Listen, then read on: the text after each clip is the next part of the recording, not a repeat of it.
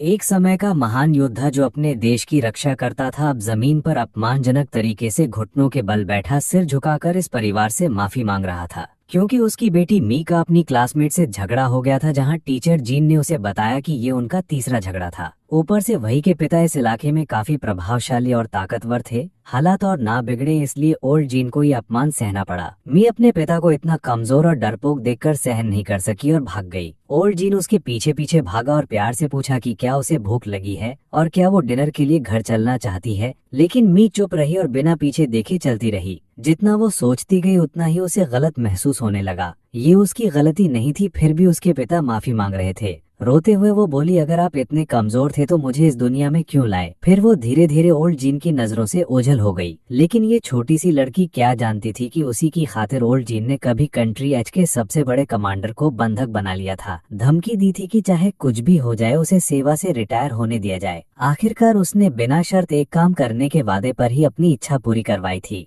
मी जो अपनी क्लासमेट को ढूंढने निकली थी, रास्ते में वही ने उसे घेर लिया। दोनों ने एक नजर मिलाई और फिर लड़ाई शुरू हो गई। तभी क्यू के बदमाश दोस्त आ पहुंचे। उनमें से एक ने तुरंत मी को लात मारकर दूर फेंक दिया, फिर पास आकर उसके बाल पकड़कर उसके चेहरे पर बेरहमी से मुक्के मारने लगे। वही अपने गुस्से पर काबू नहीं रख सकी। उसने एक पत्थर उठाया और जोर से मी के सिर पर दे मारा, यहाँ तक कि गुंडे भी डर गए। ये लड़की वाकई खतरनाक थी। जब उन्हें होश आया तो उन्होंने आसपास खड़े लोगों को धमकी दी कि फोटो मत खींचना, न ही पुलिस को कॉल करना, वरना अंजाम भुगतना पड़ेगा। जमीन पर बेहोश पड़ी मी को देखकर गुंडों ने जल्दी से अपने बॉस को मदद के लिए कॉल किया, लेकिन जैसे ही कॉल कनेक्ट हुई वही ने फोन छीन लिया और घमंड से अपने पिता का नाम बताया। कहा कि कोई ऐसा भेजो जो सिचुएशन को हैंडल कर सके। थोड़ी ही देर में क्लीन अप क्रू आ पहुंचा। उन्होंने मी को ट्रंक में डाला और वही वह उसके दोस्त को लेकर वहां से चले गए। उधर ओल्ड जीन घर में अकेला डिनर तैयार कर रहा था। उम्मीद थी कि उसकी बेटी लौटकर खाना खाएगी। इंतजार करते करते ओल्ड जीन टेबल पर ही सो गया। अचानक एक सपना देखकर जाग गया। लगा जैसे बेटी मदद के लिए पुकार रही हो। समय देखकर जब पता चला कि बेटी अब तक नहीं लौटी है तो ओल्ड जीन बाहर निकल आया। उसने देखा कि सड़क पर भीड़ लगी है और लोग आपस में धीरे धीरे कुछ फुसफुसा रहे हैं। वो वहां गया और दूर से जमीन पर खून के निशान देखे।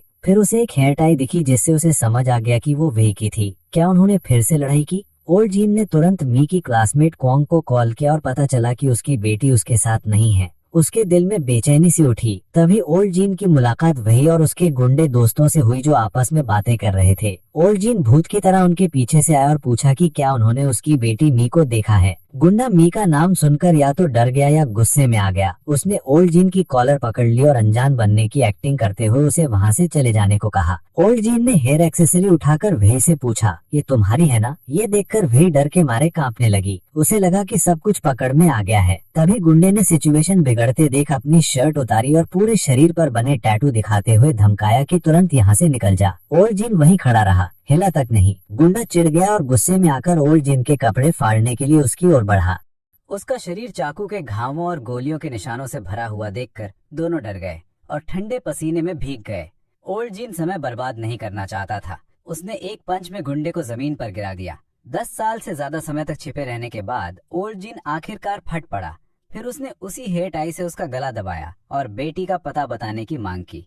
गुंडे की जानकारी के आधार पर वो गैंग बॉस उजी के ठिकाने तक पहुंचा। उस वक्त उजी एक ऐसे आदमी से डील कर रहा था जिसने कर्ज नहीं चुकाया था। यहाँ तक कि उसने उस आदमी की बेटी को पेमेंट के तौर पर ले जाने का सुझाव भी दे दिया, वरना उसकी किडनी निकाल ली जाती। अपनी जान बचाने के लिए वो डरपोक आदमी कुछ ना कर सका और मजबूरन अपनी बेटी को ओरोगोजी के हवाले होते देखता रहा। उसी समय ओल्ड जीन ने दरवाजे की बैल शालीमेकासी बजाई। अंदर से कोई जवाब न मिलने पर वो सीधे अंदर चला गया। जो गुंडा उसे बाहर भेजने आया था उसी से आमना सामना हो गया। ओल्ड जीन ने उसे नजरअंदाज किया और तुरंत ढेर कर दिया। अंदर ओजी ने बाहर हो रही हलचल सुनी और कुछ गड़बड़ महसूस की। उसने इशारे से अपने मोटे गुंडे को बुलाया, जिसने बात समझते ही बेसबॉल बैट उठाया और दरवाजा खुलते ही पूरी ताकत से हमला किया। लेकिन ओल्ड जीन पहले से तैयार था। उसने दूसरे गुंडे को ढाल की तरह इस्तेमाल करके उस हमले से बचा लिया और फिर एक हथेली के वार से मोटे आदमी को उड़ाकर गिरा दिया। पहले से तैयार की गई रस्सी से उसने तुरंत उस 300 पाउंड के आदमी को बांध दिया और गुस्से में पूछा, मी कहाँ है? लेकिन मोटा आदमी भ्रमित दिखा। बोला, कौन मी? उसे अब भी बेवकूफ बनाते देख ओल्ड जीन ने रस्सी जोर से खींची। मोटा आदमी दर्द में अपने बॉस की तरफ मदद के लिए देखने लगा, लेकिन देखा कि बॉस तो भागने की कोशिश कर रहा है। ओल्ड जीन तुरंत उसे रोकने दौड़ा, लेकिन एक कदम देर हो गया। ओजी जो खिड़की से कूद चुका था अब बस यही चाहता था कि उसके पास दो और पैर होते। भागते हुए वो किसी चीज से टकराकर गिर पड़ा, चेहरा सीधे जमीन पर जा लगा। जब वो उठा तो उसके सामने स्टील वायर की जाली देखकर दंग रह गया। इससे पहले कि वो कुछ समझ पाता, ओल्ड जीन ने उसे रस्सी से खींचकर फिर से अंदर घसीट लिया। पिटाई के बाद ओजी ने बताया कि वे लोग एक ऐप से बात करते हैं जहां गुमनाम चैट रूम बनते हैं और बातचीत के बाद खुद ब खुद डिलीट हो जाते हैं। ओल्ड जीन ने पूछा कि उसने अभी उनसे कैसे संपर्क किया, लेकिन ओजी चुप रहा। ये देखकर ओल्ड जीन ने फिर से उसकी धुनाई शुरू कर दी और पीछे से उसे लात मार कर उड़ा दिया। फिर उसने ब्रीफ केस खोला, अंदर के सारे डॉक्यूमेंट्स बाहर फेंके, लेकिन एक गन भी मिली। उसने फौरन मैगजीन लोड की, साइलेंसर अटैच किया और चलते चलते कहा, जिनके माता पिता नहीं होते उन्हें अनाथ कहते हैं, जिनके पति मर जाए उन्हें विधवा, लेकिन जिनके बच्चे मर जाएं उनके लिए कोई शब्द नहीं होता, क्योंकि उनका दुख इतना गहरा होता है कि उसे नाम देना भी मुश्किल है। फिर उसने ओजी के प्राइवेट पार्ट पर निशाना लगाते हुए कहा, अब सब्र का बांध टूट गया है। एक धमाके के साथ ओजी नपुंसक बन गया। ओल्ड जीन ने उसकी चीखों की परवाह किए बिना जमीन पर बिखरे डॉक्यूमेंट्स को समेटा, फिर मुड़ा और गुस्से में कहा, अगर मुझे यकीन नहीं होता कि मी अब भी जिंदा है तो तुम सब अब तक मर चुके होते। जैसे ही ओल्ड जीन मी का फोन उठाकर जाने ही वाला था, तभी फोन बज उठा। चैट रूम में एक के बाद एक मैसेज आने लगे, लेकिन आखिरी मैसेज ने ओल्ड जीन को पूरी तरह तोड़ दिया। वो आदमी जो अपनी बेटी के लिए सब कुछ छोड़ सकता था, अब जान गया कि वो मर चुकी है। उसी पल उसका संयम टूट गया, सूखी आंखों से आंसू बहने लगे। फिर भी उम्मीद का दामन थामे ओल्ड जीन फोन लेकर हेरगुओ के पास गया और सख्ती से पूछा कि क्या हुआ था, लेकिन उसने अनजान बनने की कोशिश की और बकवास करने लगा। ओल्ड जीन गुस्से में उबल पड़ा, उसका गला पकड़कर सख्ती से बोला, बकवास बंद कर सीधे मुद्दे पर आ। लेकिन तभी पिछला डॉक्टर अचानक चाकू लेकर ओल्ड जीन पर टूट पड़ा। उसी जैसे किसी उम्मीद की किरण देख रहा हो, उस डॉक्टर को उकसाने लगा। फिर से चाकू मारते हुए बोला कि उसे अपना कर्ज चाहिए, लेकिन चाकू ओल्ड जीन को नहीं लगा। फिर भी उसने उसके सब्र का आखिरी धागा तोड़ दिया। जैसे ही वो उसी को खत्म करने वाला था, पुलिस आ गई। उन्होंने उसे ही चाकूधारी संदिग्ध समझ लिया और कहा, चाकू नीचे रखो। ओल्ड जीन बेहद निराश हुआ, लेकिन मजबूरी में आत्मसमर्पण कर दिया। सभी को बयान देने के लिए पुलिस स्टेशन ले जाया गया। गुंडे लगातार सारा इल्जाम उसी पर डालते रहे, लेकिन ओल्ड जीन चुप रहा, बहस में कोई दिलचस्पी नहीं दिखाई।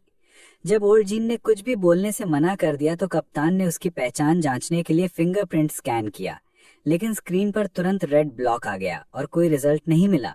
कप्तान बेबस होकर ओल्ड जीन से और सवाल पूछने मुड़ा, लेकिन तभी गुस्से में भरे मोटे गुंडे ने उसे लात मारकर गिरा दिया। दूसरे अफसरों ने तुरंत मोटे आदमी को काबू में किया, लेकिन वो फिर भी अपने वजन के भरोसे ओल्ड जीन को लात मारने की कोशिश करता रहा। उसी वक्त दो हट्टे कट्टे आदमी उसके पास आए और खतरनाक मुस्कान के साथ बोले, बड़े एक्टिव लगते हो, हमारे साथ खेलोगे? मोटा आदमी डर के मारे तुरंत सीधा हो गया। तभी डेस्क पर रखा फोन अचानक बज उठा। कॉल एक संदिग्ध के नंबर से थी। कप्तान ने कॉलर आईडी पढ़ते हुए कहा, माय डॉटर। ये सुनकर ओल्ड जीन का दिल कांप उठा, आंखों के पुतलियां फैल गईं। क्या उसकी बेटी अब भी जिंदा है? दिल में फिर से उम्मीद जागी। वो खुशी से खड़ा हुआ और फोन लेने बढ़ा। अफसरों ने उसे शांत करने की कोशिश की, लेकिन हैरानी से देखा कि उसकी हथकड़ी पहले से ही खुली हुई थी। वे सभी दंग रह गए। कप्तान फोन उठाने ही वाला था कि पीछे मुड़कर कुछ पूछने लगा, लेकिन उस छोटे से पल में एक दर्जन लोग पहले ही जमीन पर गिर चुके थे। इससे पहले कि कप्तान कुछ समझ पाता, ओल्ड जीन उसके पीछे पहुंच चुका था। उसे दीवार से कसकर पकड़ते हुए गंभीर लहजे में चताया, आवाज मत निकालना। फिर फोन उठाया, हेलो मीनी।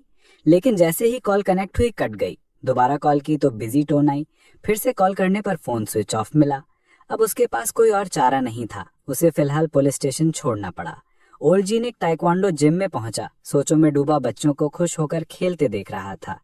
लाचांग ने उसे देखा, फिर बच्चों से ब्रेक लेने को कहकर उसके पास आकर बैठ गया और बोला, काफी समय बाद मिल रहे हो, तुम यहाँ किसी काम से आए हो, और वो भी आम काम नहीं लगता, क्या हुआ? ओल्ड जीन ने निराश होकर सिर झुका लिया और बोला, मेरी बेटी मर चुकी है। ये सुनकर वे चौंक गया और बोला, क्या कहा? ओल्ड जीन ने फोन निकालते हुए कहा, अभी तक पक्का नहीं है कि वो जिंदा है या नहीं, लेकिन पुलिस स्टेशन में उसने दोबारा कॉल की थी। मैंने उठाया, लेकिन कोई बोला नहीं। फिर फोन बंद हो गया। मैं जानता हूँ कि अब मुझे फोन फेंक देना चाहिए, लेकिन डरता हूँ कि वो फिर कॉल करेगी। और वाकई उसके निकलते ही नेशनल स्पेशल एक्शन ग्रुप के लोग पुलिस स्टेशन पहुंच गए, जिनकी अगुवाई एक डायरेक्टर कर रहा था जिसका कोड नेम था फातू। वहां पहुंचते ही उसने पुलिस चीफ को थप्पड़ मारा और कहा कि इस्तीफा देने की तैयारी करो। फिर उसके अधीनस्थ ने उसे बताया कि कोड 66 की पहचान यहीं हुई थी और उन्होंने उसकी मौजूदा लोकेशन भी ट्रैक कर ली है। एक टीम तुरंत ताइक्वांडो जिम की ओर रवाना हुई। उधर ओल्जिन अब भी सोच में था कि अपने पुराने दोस्त से मदद मांगे या नहीं। तभी लाचांग ने सीधे कहा, याद है जब तुमने ताओंग की जान बचाई थी? वो सच में मरते मरते बचा था। मैं एक बच्चे को खोने की भावना समझता हूँ। इसे मैं तुम्हारा कर्ज चुकाना मानता हूँ। जब फैसला हो गया तो उन्होंने पहले बच्चों को वहां से भेजने की तैयारी की, लेकिन जैसे ही वे ओल्ड जीन को सीढ़ियों की ओर ले जा रहे थे, उन्होंने देखा कि फैट शू जो उनका पीछा करता हुआ पहुंच गया था, एक छोटे बच्चे के साथ खेल रहा था। चांग ने बिना देर की उसे लात मार दी, जिससे वो सीढ़ियों से लुढ़कता चला गया। हवा में उड़ते सभी राइस केक उसने पकड़ लिए, उन्हें वापस डिब्बे में रखकर उस छोटे बच्चे को लौटाया। उसके सिर पर प्यार से हाथ फेरते हुए बोला, आज जिम जल्दी बंद हो रहा है, घर जल्दी चले जाना। तभी लात खाया फैट शू अचानक पीछे से हमला करने के लिए झपटा, लेकिन ओल्ड जीन ने आसानी से उसका वार रोक दिया और गुस्से से घूरते हुए कहा, यहाँ अभी भी बच्चे हैं। फैट शू को कोई फर्क नहीं पड़ा। वो डरावनी मुस्कान के साथ बोला, कोड 66, मैं तुम्हें ही ढूंढ रहा था। ओल्ड जीन ने उसकी बात को नजरअंदाज करते हुए उसे जोर से फेंक दिया। उसके पास खड़े लाचांग ने अपना बड़ा चेहरा स्प्रिंग बोर्ड की तरह इस्तेमाल करते हुए 1 सेकंड में 10 किक मारकर पास आते गुंडों को उड़ा दिया। उनसे निपटने के बाद वे दोनों ओल्ड जीन के साथ मिलकर जल्दी से भाग निकले और बेसमेंट में पहुंचकर वर्षों से बंद पड़ा येलो बेस व्हीकल चालू कर दिया। ओल्ड जीन ने बड़े ही निपुणता से उपकरणों को ऑपरेट किया और बेस स्टेशन में घुसकर जल्दी से अपनी बेटी के फोन की लोकेशन ट्रैक की। हालांकि वो काफी दूर थी। जब वे डेस्टिनेशन पर पहुंचे तो हैरान रह गए, क्या वे गलत जगह आ गए थे? उनके सामने एक हाई स्कूल था जिसके गेट पर गुंडे खड़े थे। ये देखकर मिडिल एज जोड़ी ने उन्हें सबक सिखाने की ठानी। जैसे ही दोनों आगे बढ़े, एक छोटा लीडर सामने आया और उन्हें भगाने की कोशिश की, लेकिन दोनों बिना रुके अंदर बढ़ते चले गए, जैसे वो गुंडे वहां थे ही नहीं। जब लीडर को सच्चाई समझ आई तो उसने गाली देते हुए ओल्ड जीन के कंधे पर हाथ रखा, लेकिन ओल्ड जीन ने बर्दाश्त नहीं किया और तुरंत शोल्डर थ्रो कर दिया। गुंडा अब उसके पैर के नीचे दबा था। ओल्ड जीन ने बिना किसी भाव से पूछा, मी कहाँ है? बाकी गुंडे अपने बॉस को बचाने के लिए दौड़े, लेकिन ओल्ड जीन ने उन्हें भी एक एक पंच में उड़ा दिया। ऐसे किसी को पहली बार देखते हुए जो एक पंच में लोगों को उड़ाता है, गुंडे घबरा गए। उन्होंने तो सोचा था कि संख्या बल से ओल्ड जीन पर भारी पड़ेंगे, लेकिन किसी को उम्मीद नहीं थी कि एक एक पंच 4-4 लोगों को गिरा देगा। गुंडों से निपटने के बाद ओल्ड जीन सीधा एकेडमिक अफेयर्स ऑफिस की तरफ बढ़ गया। उसे भरोसा था कि बाहर के गुंडों को ओल्ड चैन संभाल लेगा। बिल्डिंग में घुसते ही ओल्ड जीन वन पंच मैन बन गया। रास्ते में आने वाले हर गुंडे को गिराता गया और बस एक को जिंदा छोड़ा ताकि वो उसे रास्ता दिखा सके। लेकिन जैसे ही वे एकेडमिक ऑफिस के कॉरिडोर तक पहुंचे, एक घमंडी लड़ाका उनका रास्ता रोककर खड़ा हो गया। उसने फौरन ओल्ड जीन पर पंच चलाया, जिसे ओल्ड जीन ने बस एक हाथ घुमाकर रोक लिया। फिर उसने उस लड़ाके को खींचकर हवा में घुमाया और चेहरे पर एक सड्डिक पंच मारा। एकेडमिक ऑफिस के दरवाजे पर पहुंचकर ओल्ड जीन ने जोरदार किक से दरवाजा खोला, जिससे अंदर बैठे गुंडे चौंक गए। उन्हें लगा कि पुलिस आ गई है, लेकिन निकला एक अधेड़ अंकल। 2 मोटे गुंडों ने अकड़ते हुए पूछा, अंकल आप कौन हो? क्या यहाँ टीचर हो?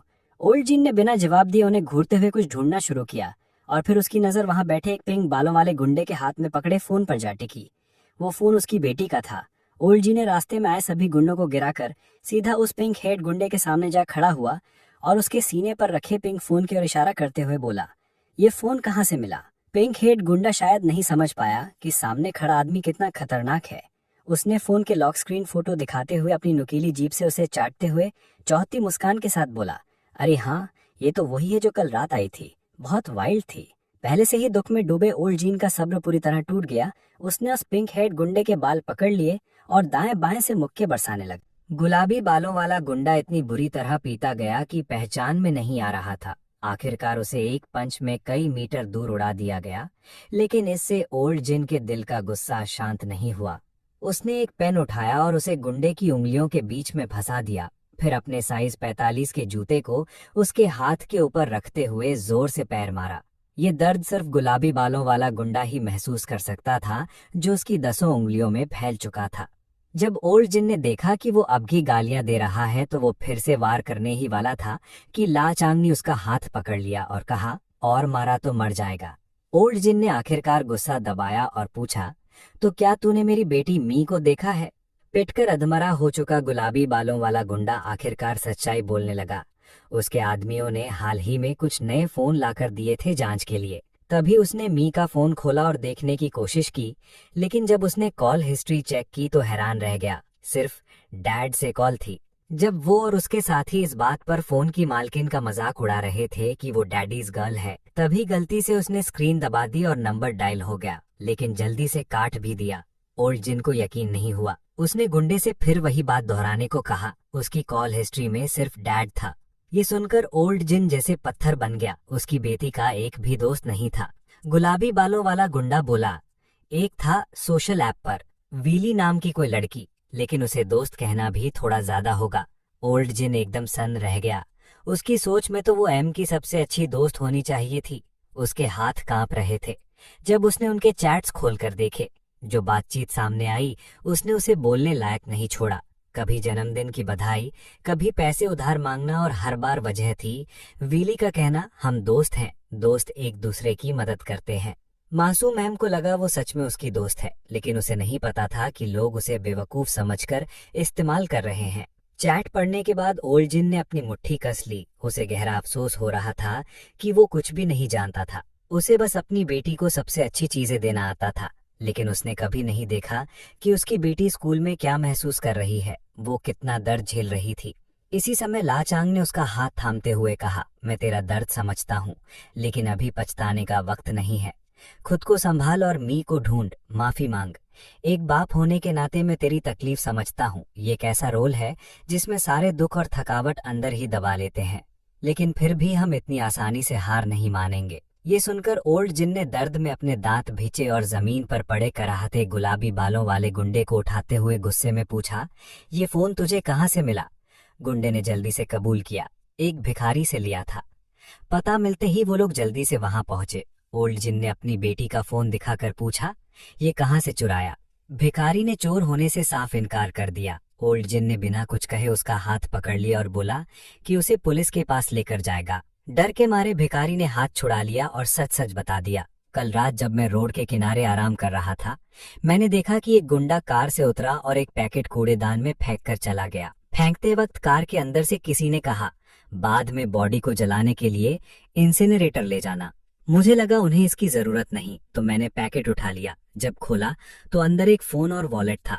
खुश होते हुए ये सोचते हुए कि आज उसका लकी डे है, वो बेघर आदमी और बात करना चाहता था, लेकिन जब उसने ओल्ड जिन को मुड़ते देखा तो उसने पूछा, क्या आप सुन रहे हैं? इस पल उसके चेहरे पर नसें उभर आई थीं, गुस्से को दबाते हुए। उसे पता था कि उस कार में बैठे लोग वही थे जिन्होंने मी का शरीर उठाया था।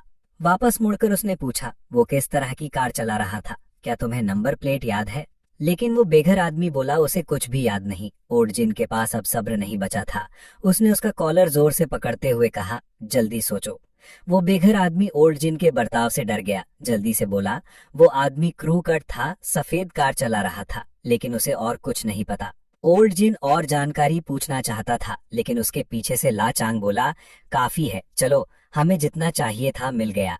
जैसे ही दोनों जाने लगे, बेघर आदमी ने उन्हें पीछे से पुकारा, मुस्कुराते हुए मुआवजे की मांग की। बोला, ये जानकारी तुम्हारे लिए जरूरी है तो पेमेंट मांगना गलत नहीं है ना? लाचांग चलते हुए अपनी जेब में हाथ डालते हुए बोला, फिर एक सिक्का निकालकर उसे जोर से मोड़ा। क्या ये पेमेंट काफी है? मोड़ा हुआ सिक्का देखकर बेघर आदमी जल्दी से बोला, कोई पेमेंट नहीं चाहिए। उधर मी, जो कि कार के ट्रंक में डाली गई थी, उस ग्रुप ने उसे एक डॉक साइट पर ले जाकर सीधे कोल्ड स्टोरेज कंटेनर में फेंक दिया। घमंडी गोल्ड टूथ मैन को पता नहीं था कि तबाही उसके ऊपर आने वाली है। वो अब भी मी की हत्या का इस्तेमाल उसके ऊंचे पद वाले पिता से बदला लेने के लिए करना चाहता था, क्योंकि उसके पिता ने पहले उसके सारे दांत तोड़वा दिए थे, इसलिए अब उसके मुंह में सोने के दांत थे। तभी एक डॉक्स का सिक्योरिटी गार्ड उन्हें देखकर पूछ बैठा, तुम लोग कौन हो और यहाँ क्या कर रहे हो? लेकिन उसे गोल्ड टूथ मैन के आदमी ने तुरंत निपटा दिया और उसका शरीर भी कोल्ड स्टोरेज में डाल दिया। पर वो नहीं जानते थे कि मी उनके जाने के बाद जाग चुकी थी। उधर ओल्ड जिन और लाचांग ने अपनी बेस व्हीकल के इक्विपमेंट का इस्तेमाल करके आसपास के सर्वेलेंस को हैक किया। बेघर आदमी का चेहरा यूज करके उन्होंने जल्दी से पिछली रात की फुटेज ढूंढ ली। क्रू कट आदमी की जानकारी भी मिल गई, लेकिन हैरानी की बात थी कि ये कार इन लोगों ने किराए पर ली थी। वो अब बस गाड़ी की जानकारी के जरिए उनकी लोकेशन ट्रैक कर सकते थे, लेकिन क्योंकि गाड़ी चल रही थी, लोडिंग में वक्त लग रहा था। जैसे ही रिजल्ट आने वाला था, अचानक एक सफेद कार ने सीधे उनकी कार में टक्कर मार दी। ओल्ड जिन अंदर कार में इधर उधर लुढ़क गया, लेकिन लोकेशन लोड हो चुकी थी। उसने जल्दी से एड्रेस याद कर लिया जो स्क्रीन पर दिखा था। टक्कर मारने वाली कार के लोग भी साफ साफ चकरा गए थे। उन्हें बाहर आने में समय लगा। फैट शू, जो बेहद चिढ़ चुका था, बेस व्हीकल पर बंदूक तानते हुए चिल्लाया, कोड 66, मुझे पता है तू मरा नहीं है, बाहर निकल अभी। अब ओल्ड जिन भी उस पर गुस्से से भर गया था। बोला, जो भी मेरी बेटी को ढूंढने से रोकेगा मरेगा। लेकिन सौभाग्य से लाचांग ने उसे समय रहते रोक लिया। बोला, वो अभी एक पब्लिक सर्वेंट है, उसे सच में मार दिया तो बवाल हो जाएगा। मैं उसे रोकता हूँ तो पीछे से भाग जा। फैट शू अब और इंतजार नहीं कर पा रहा था। बोला, कोड 66, अगर मैंने सच में गोली चला दी तो भी ठीक है, ऊपर से मंजूरी है। उसके बोल खत्म होने से पहले ही लाचांग कार से रेंग कर बाहर आ गया, और जब सिर्फ वही बाहर आया तो फैट शू ने पूछा, कोड 66 कहाँ है? लेकिन लाचांग ने कुछ नहीं कहा, बस हाथ उठाकर सरेंडर कर दिया। इस पर फैट शू भड़क गया। बोला, हरामी, पूछ रहा हूँ कोड 66 कहाँ है? जैसे ही उसके शब्द पूरे हुए, लाचांग के पीछे खड़ी कार में धमाका हो गया। फैट शू थोड़ा चौंक गया। ये क्या ड्रामा है? उसके पीछे आग की लपटें आसमान तक जा रही थीं, जबकि धुएं और आग का इस्तेमाल करते हुए वो सीधे ब्रिज से कूद गया। पानी में गिरने की आवाज सुनते ही लाओचांग को कैसे कोई सिग्नल मिल गया और वो सीधे फाटसू की तरफ दौड़ा। फाटसू जानता था कि वो चालाकी कर रहे हैं। उसने धमकी दी कि अगर लांग पास आया तो गोली मार देगा। उसे नहीं लगता था कि वो आम नागरिकों पर गोली नहीं चलाएगा, लेकिन वो कैसे जानता कि लांग कोई आम नागरिक नहीं था। जैसे ही फाटसू ने गोली चलाई, लाओचांग झुका और उसका गन वाला हाथ पकड़ लिया। फिर एक साइड किक मारी, जिससे फाटसू कई मीटर दूर जा गिरा। लाओचांग को उम्मीद नहीं थी कि आदमी सच में गोली चलाएगा। गिरा हुआ फाटसू वाकई में टफ था। वो उठ गया और उस पर कई गोलियां चला दी, लेकिन लाओचांग की मूवमेंट भी असाधारण थी। उसने सब गोलियां चकमा दे दी, यहाँ तक कि हवा में 360 डिग्री घूमकर फाटसू के पीछे जा पहुंचा। उसने किक मारी, लेकिन अफसोस कि मोटा फाटसू उसे चकमा देकर बच गया और उसके हाथ से गन भी छीन ली। गन ना होने पर फाटसू ने चाकू निकाल लिया लाओचांग से लड़ने के लिए, लेकिन वो उसके सामने टिक नहीं पाया और बस पिटता रहा। अपनी देर से पहुंची सबऑर्डिनेट्स को देखकर फाटसू को आखिरकार राहत महसूस हुई, लेकिन जब उसने देखा कि लाओचांग कौन सा पोज ले रहा है तो वो उलझन में पड़ गया कि ये आदमी करने क्या वाला है। दरअसल लाओचांग अब अपनी अल्टीमेट मूव करने वाला था। जब लाओचांग की फ्लाइंग की काती दिखी तो फाटसू ने सोचा कि इतनी दूरी से वो मुझे नहीं मार सकता, लेकिन तभी उसने देखा कि लाओचांग हवा में 4 बार लगातार घूम गया। ये 1440 डिग्री स्पाइरल किक सीधा जा लगी फाटसू के पैनकेक जैसे चेहरे पर, जिससे वहां पहुंचे सारे सबऑर्डिनेट्स दंग रह गए। फिर लाओचांग फाटसू को साथ लेकर नदी में कूद गया। इस बीच ओल्ड जिन ने आखिरकार उस सफेद कार को ढूंढ लिया जिसमें एम की बॉडी को ट्रांसपोर्ट किया गया था। जमीन पर खून के निशान देखकर क्या ओल्ड जिन समय पर पहुंच पाएगा अपनी बेटी को कोल्ड स्टोरेज में ढूंढने? ये घमंडी आदमी कभी सोच भी नहीं सकता था कि मी, जिसे उसने मरा समझकर कोल्ड स्टोरेज में फेंक दिया था, असल में मरी नहीं थी और खुद ही कंप्रेशन बैग से रेंग कर बाहर आ गई थी। जब उसने टेम्परेचर गेज देखा तो वो पहले ही -30 डिग्री तक पहुंच चुका था। उसने जल्दी जल्दी दरवाजा पीटना शुरू कर दिया और मदद के लिए चिल्लाई, लेकिन कोई जवाब नहीं आया। मायूस मी एक कोने में सिमट कर बैठ गई कोल्ड स्टोरेज में। वो अपने पापा के बारे में सोचने लगी। अचानक बाहर कोई परछाई नजर आई जो दरवाजा खोल रही थी। आवाज सुनकर मी चुप हो गई और धीरे से देखना शुरू किया कि कौन आया है। जब उसने वो जानी पहचानी प्रोफाइल देखी तो उसकी आंखों में आंसू आ गए। वो डैड बोलने ही वाली थी, लेकिन तभी उसने देखा कि वो तो कोई अजनबी था जो फोन पर बात कर रहा था। मी ने सुना कि वो आदमी जू कोंगाई के बारे में बात कर रहा था और कुछ अपनी बेटी के मर्डर के बारे में बोल रहा था। डर के मारे मी फिर से कोने में दुबक गई और अपना मुंह कसकर ढक लिया ताकि कोई आवाज न निकले। गोल्ड टूथ मैन जो फोन पर बात कर रहा था, उसे भी कुछ गड़बड़ महसूस हुई। उसने जमीन पर फैले फुटप्रिंट्स देखे और सोचा कि कहीं वो किसी भूत को तो नहीं देख रहा। तभी एक परछाई तेजी से आई और उसे जमीन पर गिरा दिया। ये वही सिक्योरिटी गार्ड था जो अभी तक पूरी तरह मरा नहीं था। गोल्ड टूथ मैन ने उस बूढ़े को पहचान लिया और रिकवर होकर चाकू निकाला और उसे दर्जनों बार घोंपा और आखिरकार उसे मौत के घाट उतार दिया। मी ने गिरा हुआ फोन और खून से लथपथ सिक्योरिटी गार्ड को देखा तो उसके आंसू थम नहीं पाए। उसे लगने लगा कि अब उसकी मौत पक्की है, लेकिन वो अधमरा सिक्योरिटी गार्ड मी को देख चुका था और आखिरी सांसों में फोन को खिसका दिया ताकि जब गोल्ड टूथ मैन उसे उठाए तो उसे मी नजर न आए। फोन उठाकर गोल्ड टूथ मैन अपने सबऑर्डिनेट्स की नालायकी को कोसने लगा। फोटो लेने आया था और इसमें फंस गया। अब एक बढ़िया फोटो लेनी पड़ेगी चेयरमैन झू को धमकाने के लिए, नहीं तो वो कमीना संतुष्ट नहीं होगा। तभी गोल्ड टूथ मैन का फोन अचानक बजा। शैतान का नाम लिया और वही आ गया। कॉल चेयरमैन झू का था। वो कॉल उठाने के लिए एंट्रेंस पर गया। चेयरमैन झू हंसते हुए बोला, पुराने दोस्त कैसे हो? सुना मेरी बेटी ने कुछ गड़बड़ की है और तुम उसे संभाल रहे हो। तुम्हारी जो भी शर्तें हो बता दो। उसकी घमंडी आवाज सुनते ही पहले हंसता हुआ गोल्ड टूथ मैन तुरंत गुस्से से भर गया। हरामी, 2 बिलियन कैश तैयार रखो और 1 घंटे के अंदर डॉक पर अकेले आओ। ना कोई पुलिस, ना कोई मदद, खासकर वो प्लानिंग डायरेक्टर तो बिल्कुल नहीं होना चाहिए, समझे? और हाँ, आते वक्त अपने लिए कुछ नकली दांत भी साथ लाना, नहीं तो अपनी बेटी की इज्जत की बर्बादी के लिए तैयार हो जाना। जवाब सुने बिना ही उसने कॉल काट दिया। अपनी बेटी के परेशान चेहरे की तरफ देखते हुए चेयरमैन जू ने मुस्कुराते हुए दिलासा दिया, चिंता मत करो, पापा संभाल लेंगे। हम कोई आम परिवार नहीं है। तुम्हें पता होना चाहिए, समुद्र को बारिश से गीला नहीं किया जा सकता। फिर वो गंभीर चेहरा लेकर मुड़ा और प्लानिंग डायरेक्टर को आदेश दिया, 500 मिलियन काश तैयार रखो और एक प्लायर्स भी। धमकी देकर गोल्ड टूथ मैन को बेहद संतुष्टि महसूस हो रही थी। फिर वो बाहर बारिश में खुद को ठंडा करने चला गया, लेकिन जैसे ही वो मुड़ा उसने दरवाजे की दरार से मी को देख लिया। सदमे से उसके मुंह से सिगरेट गिर गई। मी जी ने मौका देखकर लोहे की छड़ से दरवाजा फंसा दिया। गोल्ड टूथ मैन एक कदम देर से हो गया और बाहर से दरवाजा धक्का देने लगा। गालियां देते हुए बोला, कमबख्त, आज 2 बार मरे हुए लोग लौट आए। जब दरवाजा नहीं खुला तो उसने जल्दी से अपने आदमियों को कॉल किया, लेकिन जैसे ही KW कट का फोन बजा, ओल्ड जिन अचानक उनके दरवाजे के बाहर प्रकट हो गया। उसने क्रू कटमैन को तुरंत पहचान लिया, जिसने उसकी बेटी का फोन और पर्स फेंका था। अनगिनत मुश्किलों के बाद ओल्ड जिन आखिरकार उस इंसान तक पहुंच गया जिसने उसकी बेटी का फोन चुराया था। ओल्ड जिन गंभीर चेहरा लेकर उनके पास आया। उसने अपनी बेटी का फोन निकाला और पूछा, इस फोन की मालकिन कहाँ है? बिगो ने सवाल अनसुना कर दिया और ओल्ड जिन का सिर पकड़ लिया। तो कौन है? ओल्ड जिन ने कोई बात नहीं की और सीधे उसे पीट पीट कर लहूलुहान कर दिया। आगंतुक की ताकत देखकर क्रू कटमैन डरकर बाहर भागा। ओल्ड जिन उसके पीछे दौड़ पड़ा। उनका पीछा एक ऊंचे प्लेटफॉर्म के किनारे तक गया। वहां रुककर क्रू कटमैन जल्दी से बोला, हम तो बस ट्रांसपोर्ट में मदद कर रहे थे, हम कातिल नहीं हैं। असली मास्टरमाइंड झुई इंचिंग कंस्ट्रक्शन का झुकोंगाई है। ये नाम सुनते ही ओल्ड जिन का खून खौल उठा। वो जैसे ही अपनी बेटी की लाश के बारे में पूछने वाला था, क्रू कटमैन कूद गया। वो जैकी चैन की तरह स्टील केबल से भागने की कोशिश करने लगा, लेकिन अपनी हथेलियों में रगड़ से हुए दर्द को नजरअंदाज करके पकड़ छोड़ दी। नतीजा उसका अंत हो गया।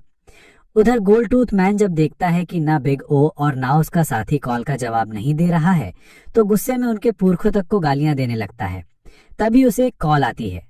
वो समझता है कि कॉल बिगो की है, लेकिन कॉल उसके आए हुए आदमियों की होती है, जो पूछते हैं कहाँ मिलना है। गोल्ड टूथ मैन आदेश देता है कि वो सीधे ऑफिस जाएं और बिगो को ढूंढें। लगता है मुसीबत में है। फिर उसने कॉन्गमिंग को फ्रीजर पर आने को कहा। ऑफिस पहुंचने पर उन्हें वहां का सारा सामान बिखरा हुआ मिलता है और वो तुरंत कॉल करके रिपोर्ट करते हैं। सुनते ही कि दोनों आदमी वहां नहीं हैं, गोल्ड टूथ मैन आदेश देता है कि आसपास के इलाके की तलाश करो।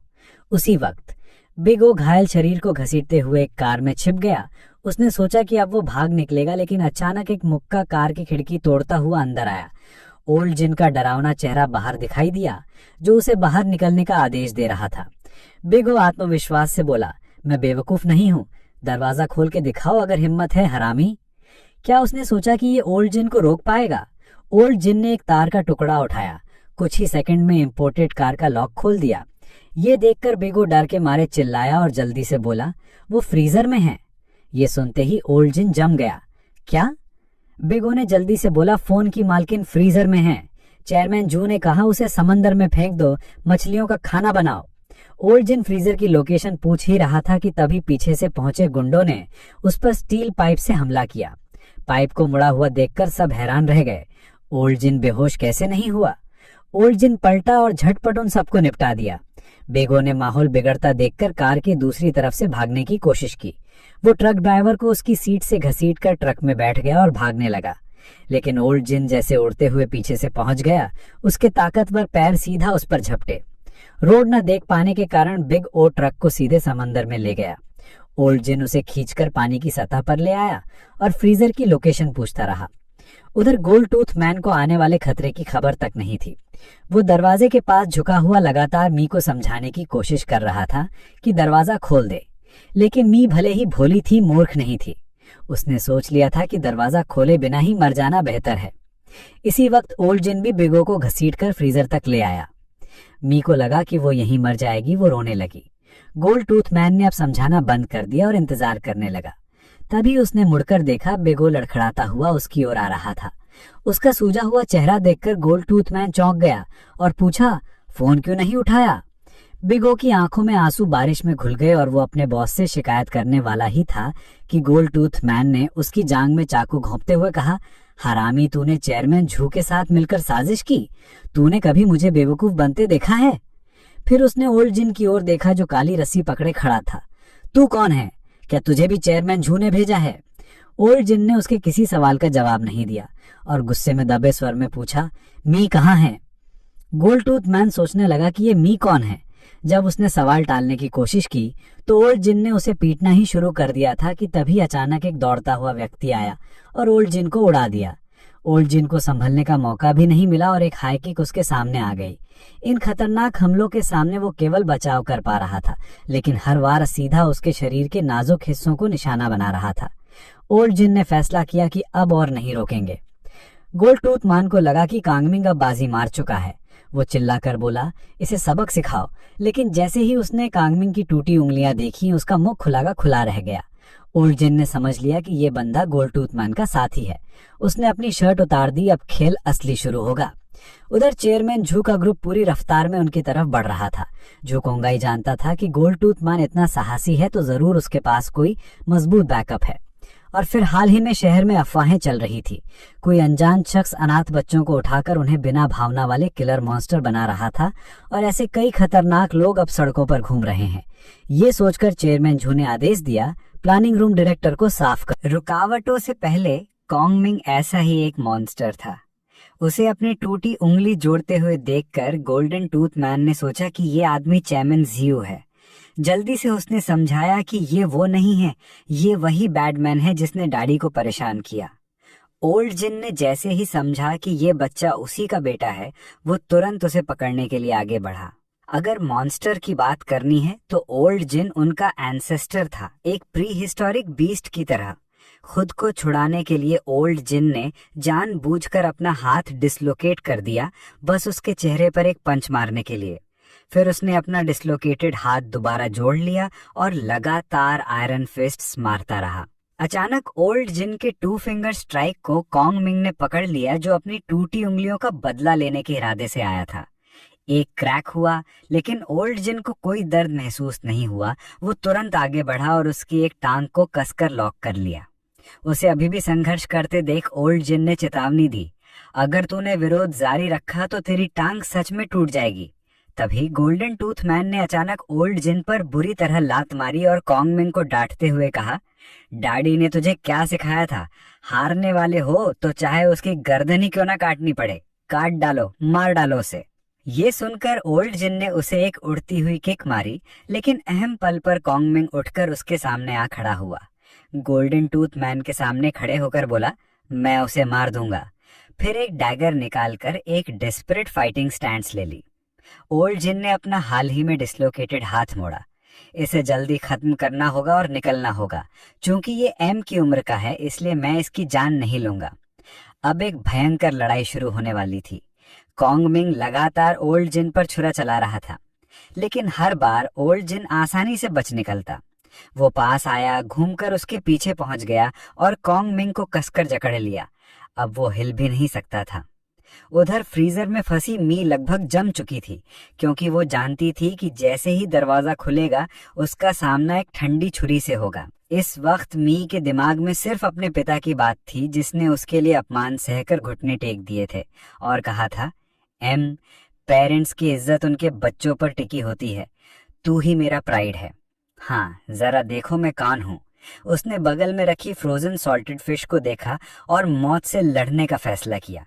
बाहर ओल्ड जिन अब भी कांगमिंग से जूझ रहा था। गंभीर स्वर में बोला, मुझे नहीं पता तेरा क्या हाल है, लेकिन इस दुनिया में कोई भी पिता अपने बच्चे की बलि नहीं देता जब तक वो जानवर ना हो। असल में गोल्डन टूथ मैन कांगमिंग का बायोलॉजिकल फादर नहीं था। उसने उसे ह्यूमन ट्रैफिकर से खरीदा था। बेचने वाले ने कहा था, बस खुद को उसका पिता कहना, वो तेरी बात मानेगा। चूंकि कांगमिंग एक ऐसा बच्चा था जिसे सिर्फ परिवार का प्यार चाहिए था, इसलिए गोल्डन टूथ मैन जो भी कहता वो मान जाता। उसने ओल्ड जिन की जांघ में काट लिया और उसे वो बात याद आ गई जो उसने गोल्डन टूथ मैन को अपने साथियों से कहते सुनी थी, ये बस एक जानवर है, इंसान नहीं। आंसू खुद ब खुद बहने लगे और धीरे धीरे उसने अपनी पकड़ ढीली कर दी।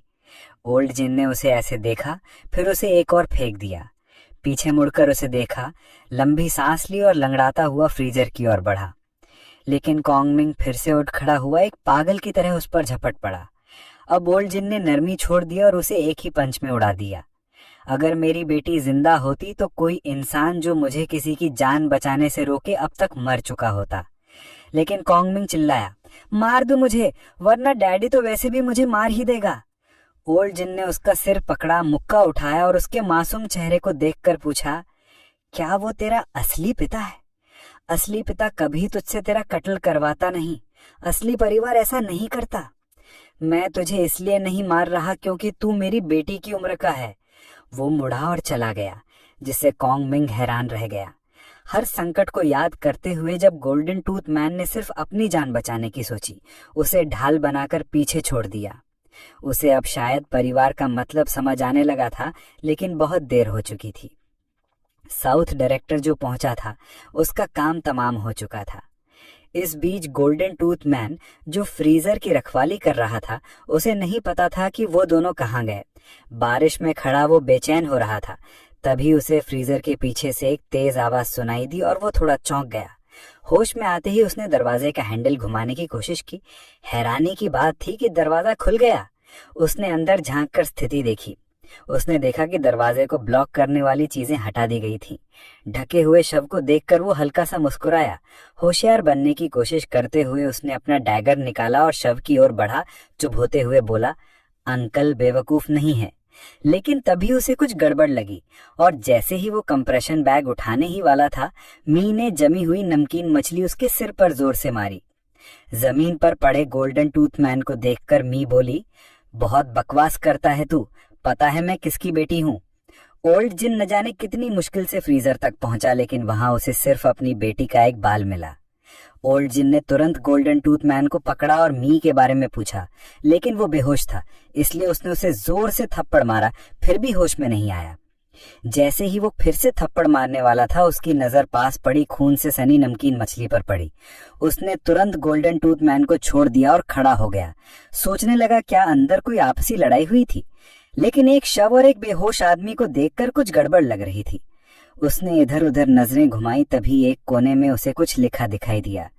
पास जाकर देखा तो उसे मी की जानी पहचानी लिखावट नजर आई। अब वो कांपने लगा। मी अभी भी जिंदा थी, अब तक जिंदा थी, तो फिर कौन था जो सब छुपा रहा था? उसने गोल्डन टूथ मैन की तरफ देखा और क्रू कट वाले आदमी और उस लड़के की बात याद आ गई जिसने चैमन ज्यू का जिक्र किया था। वो गुस्से से भर गया, लेकिन अभी सबसे जरूरी बात थी मी को ढूंढना। वो ज्यादा दूर नहीं होगी, पास ही कहीं होगी। ओल्ड जिन के दूर जाते ही गोल्डन टूथ मैन ने अचानक अपनी आंखें खोल दी। वो अब तक बेहोशी का नाटक कर रहा था, बड़बड़ाते हुए कि कॉन्गमिंग ने उस पागल को अंदर कैसे आने दिया। लेकिन जैसे ही वो बाहर जाने ही वाला था, दरवाजा धीरे धीरे बंद हो गया। सामने था बिग ओ। उनकी नजरें मिली, फिर बिग ओ ने दरवाजा बंद कर दिया। गोल्डन टूथ मैन घबरा गया और दरवाजा पीटते हुए चिल्लाया, खोलो यार। लेकिन बिग ओ ने उसकी एक न सुनी और अपने 300 पाउंड भारी शरीर से दरवाजा ब्लॉक कर दिया। गोल्डन टूथ मैन गिड़गड़ाने लगा, ऐसा मत करो यार, तुझे चाकू मारना बॉस की गलती थी, सब गलत फहमी थी। लेकिन बिग ओ को उस पर भरोसा नहीं हुआ। बोला, वहीं ठंड में जम जाए तू। ये सुनकर गोल्डन टूथ मैन गुस्से से दरवाजा लात मारने लगा, बिग ओ के पूरे खानदान को कोसने लगा। तभी दरवाजा खुला। गोल्डन टूथ मैन खुशी से झूमने लगा, लेकिन सामने काले कपड़ों में लोगों को देखकर उसका चेहरा पीला पड़ गया। सामने था प्लानिंग डायरेक्टर, जिसने आते ही कहा, मुंह खोलो। गोल्डन टूथ मैन के चुप रहने पर उसने उसे जोर से लात मारकर उड़ा दिया और फिर गुस्से में बोला, मैंने कहा था मुंह खोल। इस बीच बाहर ओल्ड जिन दौड़ रहा था और चिल्ला रहा था, जिन मियाँ, क्या ओल्ड जिन अपनी बेटी को बचा पाएगा या सच्चाई कुछ और है? उसे अपने पापा की आवाज सुनाई दी जैसे, और वो रुक गई, लेकिन पीछे मुड़कर देखा तो वहां कोई नहीं था। शायद गलत सुना होगा, पापा यहाँ कैसे आ सकते हैं? मगर बारिश बहुत तेज थी। ओल्ड जिन की आवाज का कोई असर नहीं हो रहा था। आगे डेड एंड देखकर वो सीधे कंटेनर्स पर कूद गया। पागलों की तरह भागते हुए मी को ढूंढ रहा था। अचानक उसे कोई आकृति दिखी। रुककर देखा तो वाकई वो मी ही थी, जिसे वो बेतहाशा ढूंढ रहा था। ओल्ड जिन की एक्साइटेड कॉल्स अब अटकने लगीं, लेकिन बारिश बहुत तेज थी। रोड पर चढ़ती मी को पीछे से आवाजें सुनाई नहीं दी। तभी एक कार आती दिखी। मी ने उम्मीद से मदद के लिए चिल्लाया, लेकिन कार में बैठे लोगों को लगा वो कोई स्कैमर है। न सिर्फ उन्होंने गाड़ी नहीं रोकी, बल्कि उस पर कीचड़ उछाल दिया और चले गए। मी सन्न रह गई। ओल्जिन हमेशा की तरह एक कदम पीछे। आखिरकार ऊपर चढ़ा, लेकिन रोड खाली थी। मी पहले ही एक गुजरती कार में बैठ चुकी थी, लेकिन उसे अंदर बैठते ही पछतावा हुआ, क्योंकि वो चेयरमैन जू की कार निकली। खुद चलकर आई इस लड़की को देखकर चेयरमैन जू हल्के से मुस्कुराया और बोला, इंटरेस्टिंग, इसे साफ करो और वापस जाकर रूम में भेज दो, और साउथ डायरेक्टर को बोलो उस ग्रुप से निपट कर लौट आए। इसी वक्त ओर्जिन समझ गया कि अब देर करने का वक्त नहीं है। तुरंत किसी का नंबर डायल किया। दूसरी तरफ एक मिलिट्री यूनिफॉर्म वाला आदमी था। ओर्जिन बोला, मैं सिर्फ एक बात कंफर्म करने के लिए कॉल कर रहा हूँ, क्या मेरी किलिंग लाइसेंस एक्सपायर हो गई है? भागते हुए ओर्जिन को पीछे से किसी ने पुकारा। वो लाओ चांग था। मोटरसाइकिल से देर से पहुंचा। ओर्जिन ने एक्साइटमेंट में कहा, मी जिंदा है, लेकिन लाओचांग ने टोका, पहले यहाँ से निकलो, वो आ रहे हैं। ओल्जिन ने पूछा, कौन? लाओचांग बोला, वो अनलकी फैट शू। उसने फैट शू का वॉलेट चुराकर एक बूढ़े आदमी से बाइक एक्सचेंज कर ली थी और एक नोट छोड़ दिया था। फैट शू गुस्से से पागल हो गया और अपने लोगों को लेकर पीछा करना जारी रखा। उधर चेयरमैन जू के घर शावर से बाहर आते ही उसके सबऑर्डिनेट ने रिपोर्ट दी कि डायरेक्टर हान ने फ्रीजर सिचुएशन संभाल ली है और यहाँ आ रहा है। लेकिन चेयरमैन ने परवाह नहीं की, सीधे ऑर्डर दिया कि उस लड़की को उसके ऑफिस लाया जाए। उसके सामने बैठी लड़की को देखकर चेयरमैन जू ने हल्के से पूछा, तुम तो कार में बैठते ही सो गई थी, बहुत कुछ सहा है ना? लेकिन मी ने कहा कि उसे मेमोरी लॉस है, सिर्फ इतना याद है कि वो फ्रीजर में उठी थी। उसे झूठा भूलने का नाटक करते देख चेयरमैन ने उसे एक्सपोज नहीं किया। पूछा कि क्या उसे कल का कुछ याद है?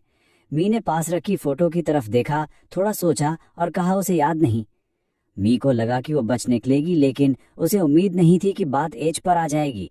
चेयरमैन जू खड़ा होकर उसके पास आया और गहरी आवाज में बोला, नाटक बंद करो, मेरी बेटी तुम्हें मारना चाहती थी, तुम ही बताओ मुझे क्या करना चाहिए।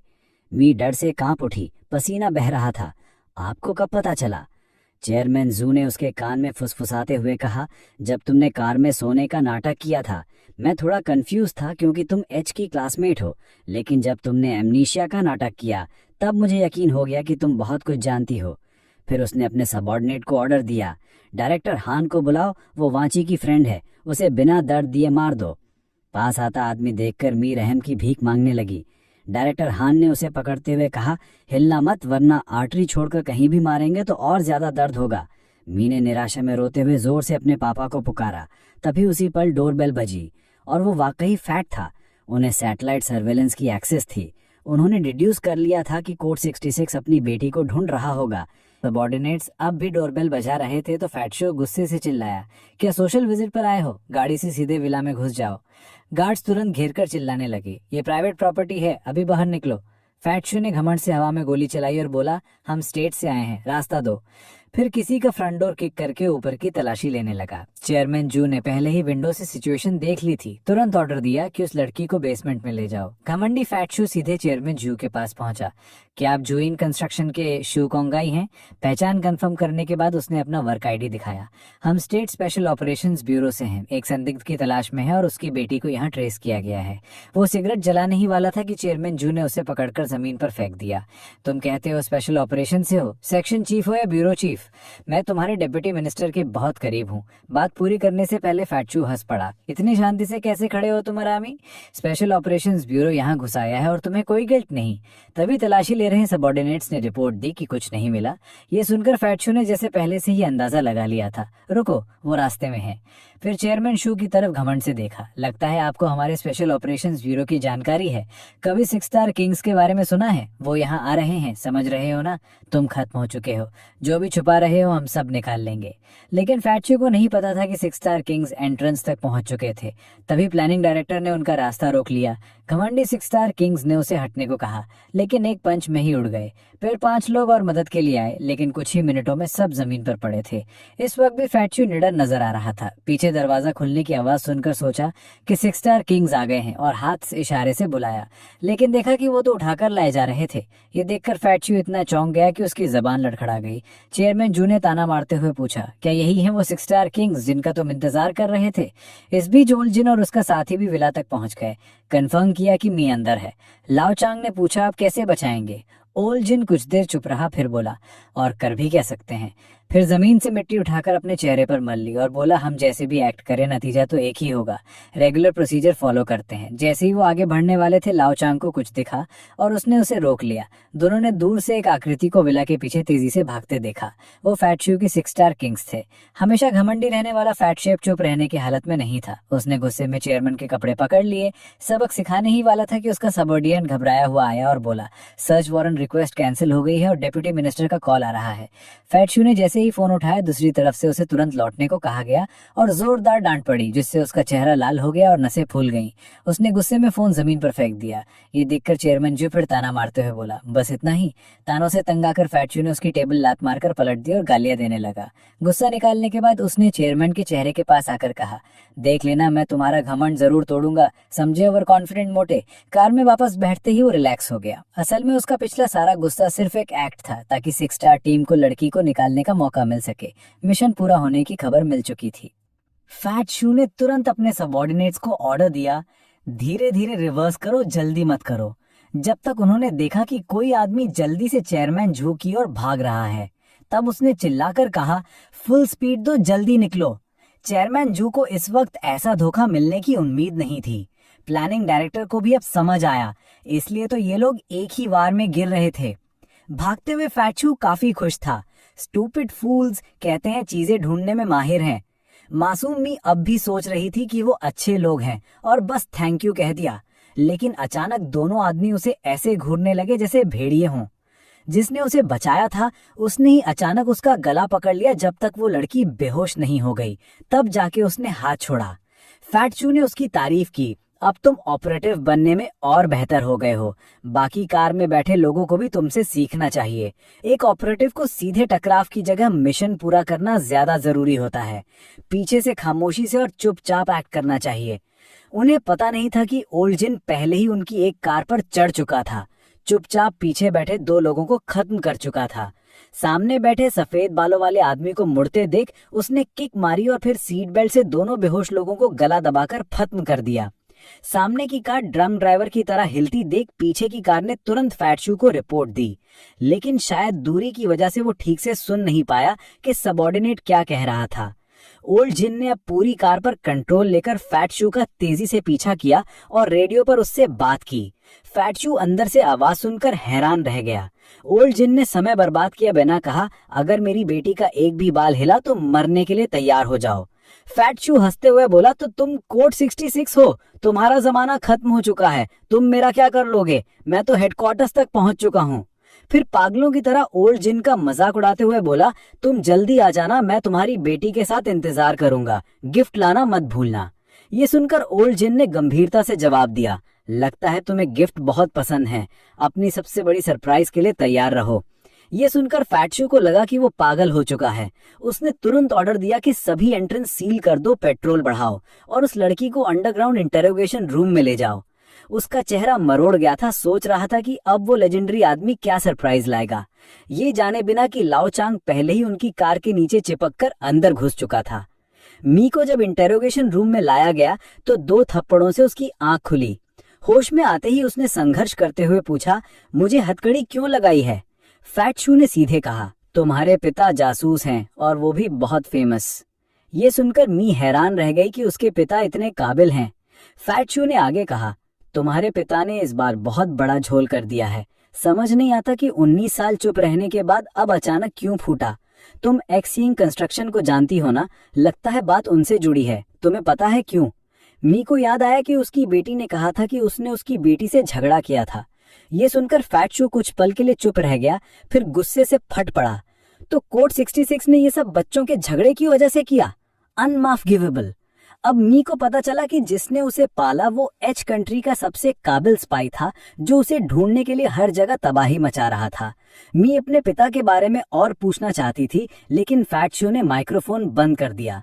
फिर अपने सबॉर्डिनेट्स की ओर मुड़ते हुए गहरे स्वर में कहा, बाहर सबको बोल दो, अगर कोड 66 दिखे तो एक्सीडेंटली शूट कर दो, बहुत डेंजरस है, जिम्मेदारी मैं लूंगा।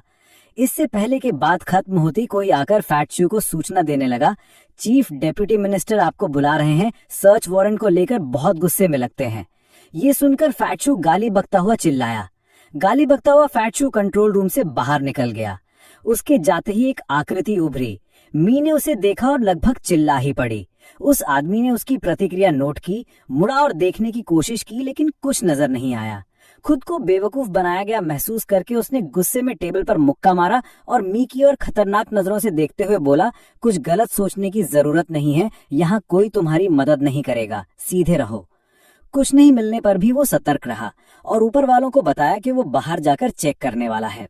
बाहर आकर इधर उधर देखा, उसे लगा मी ने कुछ देखा होगा, लेकिन जब कुछ असामान्य नहीं मिला तो वो वापस ही जाने वाला था कि जैसे ही उसने दरवाजा स्वाइप किया, ऊपर छिपा लाओचांग नीचे कूदा और एक लेग स्ट्राइक में उसे बेहोश कर दिया। फिर वो इंटरोगेशन रूम में गया, सामने स्तब्ध खड़ी लड़की को देखकर मुस्कुराते हुए बोला, इंतजार कराने के लिए सॉरी, अब मैं तुम्हें तुम्हारे पापा के पास ले चलूंगा। फिर दोनों धीरे धीरे दौड़ने लगे, गार्ड पेट्रोल से बचते हुए, लेकिन आखिरकार पकड़े गए। दोनों पक्षों की नजरें मिली और कुछ बोलने ही वाले थे कि लाओचांग ने तुरंत फ्लाइंग किक मारकर एक को गिरा दिया, फिर बाकी दोनों को भी जल्दी से निपटा दिया। लेकिन लड़ाई की आवाजों से बाकी पेट्रोल गार्ड्स अलर्ट हो गए। मी को बचाने के लिए लाओचांग को लगातार उसके साथ भागना पड़ा।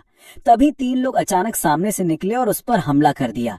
मी को बचाते हुए लाओचांग के चेहरे पर गहरी कट लग गई, खून बहने लगा। वो तीनों घमंड से हंसते हुए बोले, क्या यही है वो लेजेंडरी फिगर? बहुत डिसअपॉइंटिंग। फिर उन्होंने फैट को सिचुएशन रिपोर्ट की, लेकिन उस वक्त उन्हें डेप्यूटी मिनिस्टर की डांट भी सुननी पड़ रही थी। ये सुनकर फैट चू खुद लोगों को लेकर वहां पहुंचा।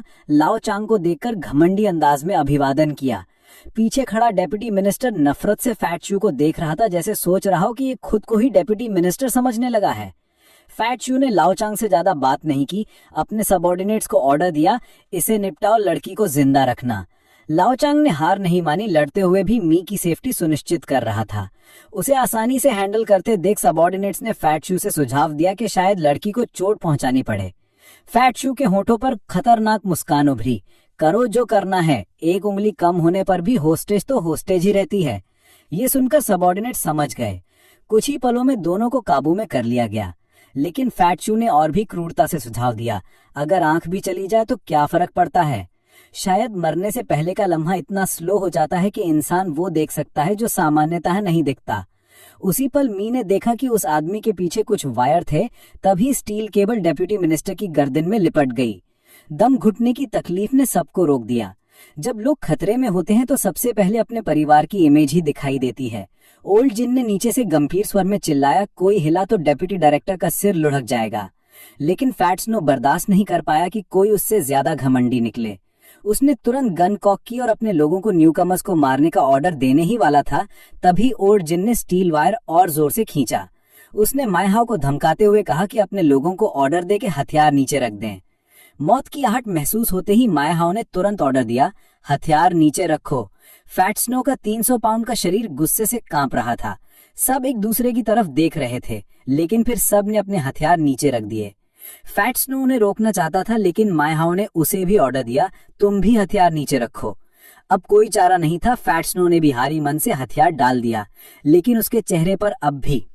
फिर भी उसने चुनौती भरे अंदाज में कहा, कोड 66, क्या तुम सचमुच सोचते हो कि यूं ही स्पेशल ऑपरेशंस ब्यूरो के फ्रंट डोर से बाहर निकल जाओगे? चूंकि ओल्ड जिन यहाँ आने की हिम्मत कर चुका था, उसने पहले से ही सब कुछ प्लान कर लिया था। आने से पहले ही उसने एक पुराने दोस्त से कांटेक्ट कर लिया था। जैसे ही दोनों तरफ के बीच टकराव बराबरी पर पहुंचा, अचानक एक धमाका हुआ। तेज ब्लास्ट से फैट स्नो उड़ गया और एक कस्टम टी शर्ट पहने आदमी धुएं में से हंसता हुआ बाहर निकला। वो था पाक जिन इल, जिसे वॉर हीरो के नाम से जाना जाता था। इसी पर लाओचांग ने मौका देखकर चारों ओर खड़े लोगों को एक एक करके धक्का देकर हटाया और पलक झपकते ही उस एग्जिट की ओर भागा जिसे ओल्ड पार्क में ब्लास्ट करके खोला था। इस बीच फैट स्नो की जीजी विशा वाकई जबरदस्त थी। वो अब भी मरा नहीं था, गुस्से से चिल्लाकर अपने आदमियों को बोला, बंदूक उठाओ और पीछा करो। ये देखते ही ओल्ड पार्क ने सीधा एक ग्रेनेड फेंक दिया, जिससे जमीन पर पड़ी सारी वेपन्स तबाह हो गईं और फैट स्नो गुस्से में दांत पीसने लगा। ओल्ड जिन ने माय हाउ को होस्टेज बनाए हुए कहा, हमें अब निकलना चाहिए। फिर धीरे धीरे उस खुले रास्ते की तरफ बढ़ते हुए ओल्ड पार्क से पूछा, क्या कार रेडी है? कहा उसने एस्केप रूट कंफर्म कर लिया है। लेकिन ओल्ड पार्क ने मासूमियत से कहा, मैंने तो कुछ प्रिपेयर नहीं किया। तुम लोगों को इतनी अर्जेंसी में देखकर मैं तो बस वेपन्स लेकर दौड़ता हुआ आ गया था। ये सुनकर दोनों स्टन रह गए। इसी पल फैट स्नो इन्हें यूं ही भागते हुए नहीं देख पाया। उसने सीधा गोली चला दी और माजी हाउ को मार दिया। फिर गुस्से में ओल्ड जिन को घूरते हुए बोला, कोड 66, मेरे पास एक गोली बची है, बस तुम्हें मारने के लिए काफी है। फिर पलटा और अपने आदमियों को चीख कर बोला, क्या देख रहे हो, पकड़ो उन्हें। ऑर्डर मिलते ही कुछ आदमी ओल्ड जिन और बाकी लोगों की तरफ भागे, लेकिन एक भी आदमी एक राउंड भी नहीं टिक पाया और सब ढेर हो गए। फैट स्नो वहीं स्टंड रह गया। ओल्ड जिन ने सोचा कि ये भी अच्छा ही हुआ, पीछा करने वाले लोगों को पीछे छोड़ना और मुश्किल करता, तो बेहतर है जाने से पहले इन्हें यहीं खत्म कर दो। जब उसने अपने रास्ते में खड़े 3 ऊंचे कद के फिगर्स को देखा, एम का दिल जोश से भर गया। उसके सीने में गहरा भरोसेमंद एहसास उमड़ आया। कभी भी चश्मा पहनने वाले मिडिल एज मर्दों को प्रवोक मत करो, क्योंकि हो सकता है कि वो एक साथ 10 लोगों को संभाल सकते हैं। फैट स्नो के आदमी लगातार इस जगह के पूर्व किंग्स को प्रवोक कर रहे थे। तभी ओल्ड जिन अचानक उसके सामने आ गया। उसके टाइकोंडो मूव्स पानी की तरह बह रहे थे, देखने वाले दंग रह गए। ओल्ड जिन ने कोई रहम नहीं किया, सबको एक एक करके गिराता गया। मी ने पहली बार अपने पिता को इतना जबरदस्त देखा, उसका मुंह खुला का खुला रह गया। ओल्ड पार्क ने इस वक्त मी को पहचान लिया और मुस्कुराते हुए उसका स्वागत किया। फिर इनकमिंग नाइफ्स को शूट करते हुए भी वो उससे पढ़ाई की बातें करता रहा, जैसे कोई चार्टर बॉस हो। जो दुश्मन उस पर आ रहे थे मानो कोई छोटे चिक्स हो जिन्हें वो कैजुअली क्रश कर रहा हो। और लाओचांग की लेग टेक्निक्स आज भी उतनी ही ब्रूटल थीं। उसके सामने आते ही उसके आदमी एक एक करके गिरते चले गए। अंत में फैट स्नो को समझ में आ गया कि उसने शायद गलत लोगों से पंगा ले लिया है। जब तक उसके पीछे के सारे आदमी गिर चुके थे, अब पछताने का कोई फायदा नहीं था। अब उसके सामने खड़े चश्मे वाले मिडिल एज मर्द को देखकर उसमें रेजिस्ट करने की कोई हिम्मत नहीं बची थी। वो बस चुपचाप खड़ा रहा और ओल्ड जिन ने उसके पॉकेट से कार कीज निकाल ली। पंचेज और किक्स में मिली जबरदस्त हार ने इस मोटे आदमी के घमंड को पूरी तरह कुचल दिया। इसी वक्त मी ने पीछे मुड़कर फैट स्नो को देखा और उसे देखकर थोड़ी सी सिंपैथी भी महसूस हुई। फिर ओल्ड जिन ने मी का हाथ पकड़ा और सबको लेकर सीधा उस जगह से निकल गया।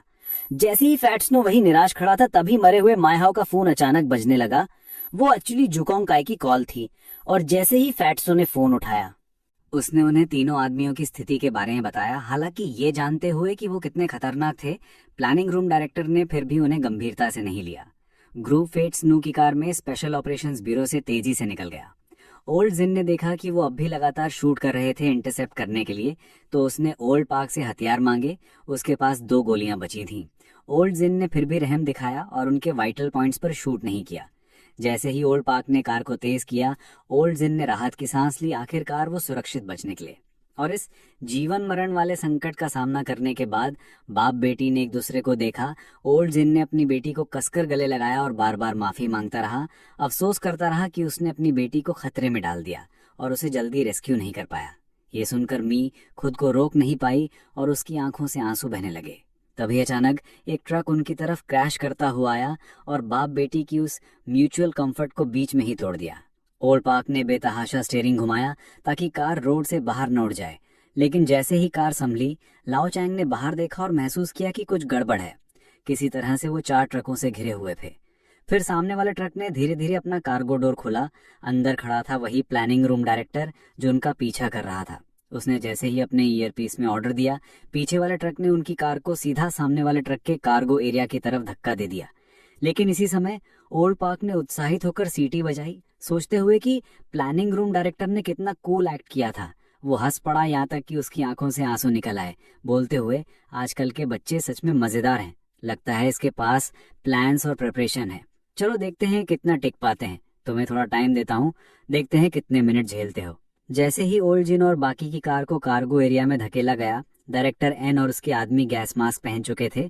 फिर कार्गो एरिया के वेंट से भारी मात्रा में गैस निकलने लगी। लूचांग को तुरंत समझ आया कि ये स्लीपिंग गैस है। ओल्ड जिन ने तुरंत मी से कहा कि घबराओ मत, बस ऐसा समझो जैसे डैड के साथ सोने जा रही हो, सब ठीक रहेगा। कुछ ही देर बाद डायरेक्टर एन ने टाइम चेक किया, अंदाजा लगाया कि अब तक सब बेहोश हो चुके होंगे। वो कार के पास आए, ड्राइवर सीट से ओल्ड पार्क के खर्राटे सुनाई दे रहे थे, तो मान लिया कि सब सो चुके हैं। एन की पहचान कंफर्म करने के बाद वो ऑपरेशन शुरू करने की तैयारी करने लगे। उनका प्लान था कि ऐसा दिखाया जाए जैसे ओल्ड जिन और बाकी लोग ड्रंक ड्राइविंग कर रहे थे और उन्होंने भारी मात्रा में ड्रग्स ले रखे थे। इंजेक्शंस के बाद उन्हें क्लीन अप टीम को सौंप देना था ताकि बाकी काम संभाल लें। लेकिन जब इंजेक्शन टीम कार के अंदर गई तो वो बाहर नहीं आई। जब चेक करने गए तो देखा कि अंदर के लोग पहले ही बेहोश कर दिए गए थे। इससे पहले कि वो कुछ समझ पाते उसे एक किक मारकर उड़ाया गया। फिर कार अचानक स्टार्ट हुई और आगे जाकर क्रैश की। उसके बाद तेजी से रिवर्स करते हुए कार्गो एरिया से बाहर निकली और जमीन पर आकर स्थिर हुई। ये देखकर डायरेक्टर एन ने तुरंत पीछे की कारों को अलर्ट कर दिया कि उन्हें चारों तरफ से घेर लें। ओल्ड जिन ने पीछे सीट पर सोती अपनी बेटी को देखा और वादा किया कि अब दोबारा कभी उसे खतरे में नहीं पड़ने देगा। उसने पास वाले ट्रक को टक्कर मारी और सीधा डायरेक्टर नाम की तरफ गाड़ी चढ़ा दी। फिर अपना हाथ उठाकर इशारा किया कि वो पीछे देखे। डायरेक्टर एन पहले तो चौंका, लेकिन जैसे कुछ महसूस हुआ उसने तुरंत अपना सिर घुमाकर पीछे देखा। पाया कि ओल्ड पार्क और लॉन्ग किसी तरह उसके पीछे पहुंच चुके हैं। फिर ओल्ड पार्क ने चिल्लाकर कहा कि अटेंशन पर खड़े हो जाओ, लेकिन इससे पहले कि वो बात पूरी करता डायरेक्टर नाम ने उसे घूंसा मारकर उड़ा दिया। लाओ चांग ये देखकर स्तब्ध रह गया, लेकिन जैसे ही उसकी तरफ मुक्का आया उसने तुरंत रिएक्ट किया और जल्दी से डॉज कर लिया। हालांकि डायरेक्टर नाम का हमले बेहद तेज थे, वो लाओ चांग पर एक भी वार नहीं कर पाया और लॉन्ग ने मौका पाकर उसके सिर पर किक मारनी चाहिए, लेकिन डायरेक्टर नाम ने आसानी से उसे पकड़ लिया। तुरंत उसका दूसरा पैर गिरा दिया, उसे उठाकर जोर से जमीन पर पटक दिया। फिर चुपके से फिंगर ब्लेड निकालकर तेजी से लाओ चांग पर हमला करने लगा। लाओ चांग ने पूरी कोशिश की बचने की, लेकिन वो चोट खाने से नहीं बच सका। आखिरकार उसे मौका मिला डायरेक्टर नाम का फिंगर ब्लेड दूर फेंकने का, लेकिन फिर वो पकड़ा गया और बुरी तरह पीटा गया। इस समय लाओ चांग को अपने पूरे शरीर में शून्यपन महसूस हुआ। जब उसने डायरेक्टर नाम को हवा में ब्लेड पकड़ते देखा तो सोचा अब गया, पहले ही बहुत खून बह चुका है। और सच में डायरेक्टर नाम के लगातार हमलों के सामने लाओ चांग के पास बचाव करने की ताकत नहीं बची थी। चारों तरफ खून बिखर गया। डायरेक्टर नाम ने मौका देखकर लड़ाई खत्म करने की कोशिश की, लेकिन लाओ चांग ने जान बचाने के लिए हाथों से रोका। दोनों ट्रक के किनारे जूझते रहे। लाओ चांग ने जमीन पर पड़े ओल्ड पार्क की तरफ देखा। कब से इतना कमजोर हो गया है ये बंदा। इसी पल की हल्की सी गफलत ने डायरेक्टर एन को मौका दे दिया, जो उसे ट्रक से लगभग गिरा ही देता। डायरेक्टर एन ने घमंड से उसके हाथ पर पैर रख दिया। तू अपने दोस्त को देख रहा था? माफ कर, वो तो मर चुका है मेरी मार से, और तेरे लिए मान लेते हैं कि तू एक कार एक्सीडेंट में मर गया। फिर उसने लाओ चांग के हाथ पर बार बार पैर मारा। ओल्ड जिन ने अपने भाई को खतरे में देखकर उसे बचाने के लिए तैयार हो गया। लाओ चांग ने उसकी मंशा भांप ली और चिल्लाया, मत आ, जल्दी मिनी को लेकर भाग। तभी डायरेक्टर नाम लाओ चांग को ट्रक से गिराने ही वाला था कि अचानक ओल्ड पार्क उसके पीछे प्रकट हो गया। खतरे को भांपते ही डायरेक्टर नाम ने पीछे की ओर मुक्का मारा, लेकिन लाओ चांग ने आसानी से पकड़ लिया। जब उसने ओल्ड पार्क की हालत देखी तो चौंक गया। ओल्ड पार्क तो अभी भी सो रहा था। वो ना सिर्फ खर्राटे मार रहा था, बल्कि नींद में बड़बड़ा भी रहा था, जैसे नींद में चल रहा हो। हाँ, जब स्लीपिंग गैस छोड़ी गई थी तो ओल्ड पार्क ने सांस रोकने के बजाय उसे जानबूझकर अंदर लिया, सोचकर कि वो अपनी विल पावर से झेल लेगा। लेकिन आखिरकार वो भी सो गया। लेकिन नींद की प्रवृत्ति और चेतना के बीच की सीमा ने उसके अंदर एक जबरदस्त टकराव पैदा किया, जिससे वो अब रेम स्लीप में पहुंच गया। डायरेक्टर एन इसे देखकर पूरी तरह चिढ़ गया और तुरंत मुक्कों की बारिश कर दी, लेकिन ओल्ड पार्क ने सब ब्लॉक कर दिए।